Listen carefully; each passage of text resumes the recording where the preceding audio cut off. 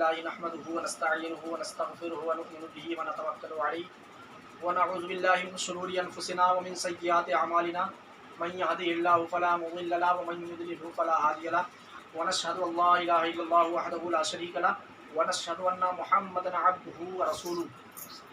ألا إن أولياء الله لا خوف عليهم ولا هم يحزنون صدق الله المولانا العظيم وبلغنا رسوله النبي الأمين المتين المبين المعين الكريم ونحن على ذلك لمن الشاهدين والشاكرين والحمد لله رب العالمين۔ حضرات محترم، آئیے ہم اور آپ مل کر کچھ سننے اور سنانے سے پہلے جی لگا کر اپنے آقا نامدار مدنی مدینے کے تاجدار دونوں عالم کے مالک و مختار لمبے لمبے ہاتھوں سے بھیک دینے والے آقا و مولا، ہم غریبوں کے سہارا، بے کسوں کے کس، بے بسوں کے بس، لمبے لمبے ہاتھوں سے بھیک دینے والے آقا سرکار دو عالم صلی اللہ تعالیٰ علیہ وسلم حضرت فاطمہ الزہرا کے والد محترم حسنین کے نانا کے بارگاہ میں ادب کے ساتھ محبت کے ساتھ ہم سب مل کر درود شریف پڑھیں۔ اللہم صلی علی سیدنا شفیعنا حبیبنا کریمنا مولانا محمد بارک وسلم صلو علیہ الصلاۃ والسلام علیک یا رسول اللہ صلی اللہ تعالیٰ علیہ وسلم۔ ابھی میں نے جس آیت کریمہ کی تلاوت کرنے کا شرف حاصل کیا، اللہ تعالیٰ فرماتا ہے قرآن پاک کے پاروں میں، الا ان اولیاء اللہ لا خوف علیہم ولا هم يحزنون، اللہ کے ولیوں کو نہ کسی کا خوف ہے نہ کوئی غم۔ جیسے مثال دہلی کے سرزمین پہ محبوب الہی اور دیگر اولیاء کرام آرام فرما رہے ہیں، خواجہ قطب الدین بختیار کاکی کے مزار مقدس پہ جو عاشق اللہ ہیں، اللہ کے ولی ہیں، نہ کسی کا خوف ہے نہ کوئی غم، کون آ رہا ہے کون جا رہا ہے کسی کو خبر نہیں۔ اسی طریقے سے اولیاء اللہ ہوتے ہیں، قرآن کہتا ہے اللہ کے ولیوں کو نہ کسی کا خوف ہے نہ کوئی غم ہے۔ اسی طریقے سے ملاحظہ فرمایا، زندگی جب اللہ کی راہ میں وقف کر دیتے ہیں،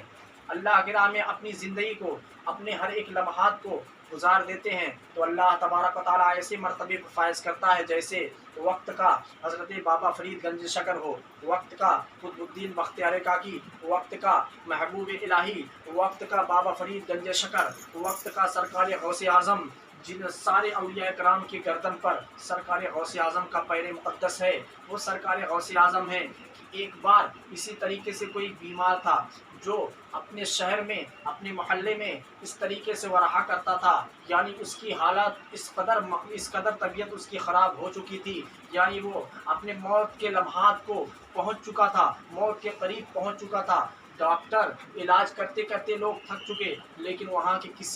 کسی معتبر عالم میں، کسی جانکار نے، کسی دانشور نے عقل مند دی، یعنی چلے جاؤ سرکار غوث اعظم عبد القادر جیلانی کے بارگاہ میں، وہاں جا کر کے اپنی فریاد پیش کرنا، اپنی پریشانی پیش کرنا۔ تو لوگوں نے کہا کہ ہم لوگ کہاں کس کے دروازے پہ جائیں، بڑے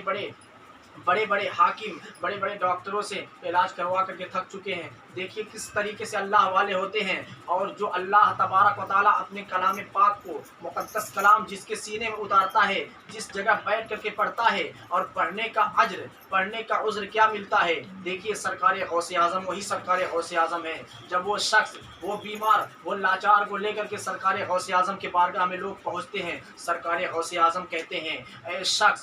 شخص تمہیں کس لیے اور کس وجہ سے میرے پاس آنا پڑا۔ لوگوں نے حالات ملاحظہ کیا، لوگوں نے اپنی جو ضروریات تھی سامنے رکھا۔ سرکار غوث اعظم نے نگاہ کرم ڈالی اور کہا کہ جاؤ فلاں جگہ سے ایک گھاس کا تنکا لاؤ۔ ایک گھاس کا تنکا لایا گیا۔ سرکار غوث اعظم نے، وہ بیمار تھا جو ڈاکٹر حکیم دوارا نہیں ٹھیک ہو پایا تھا، اس کی بیماریوں کا علاج نہیں پتا چلا تھا، لیکن وہی سرکار غوث اعظم اس تنکا، یعنی وہ گھاس کا جو ٹکڑا تھا، اس کو اٹھاتے ہیں اور اس مریض کے منہ میں ڈالتے ہیں۔ اس کے منہ میں جانا تھا کہ وہ مریض صحت مند ہو جاتا ہے، وہ مریض جو چل کر کے آنے کے قابل نہیں تھا، وہ مریض اپنے پیروں پہ کھڑا ہو جاتا ہے، یعنی اللہ تبارک و تعالیٰ کی قدرت سے اسے طاقت ملتی ہے۔ سرکار غوث اعظم کے دستے مبارک لگتے ہی اس کے صحت، اس کے تندرستی جو پہلے سے بگڑے ہوئے تھے اس قدر ہو جاتا ہے، لوگ دیکھ کر کے پریشان حال ہو جاتے ہیں۔ سرکار غوث اعظم سے پوچھتے ہیں کہ اے سرکار غوث اعظم، ہم لوگوں نے ڈاکٹر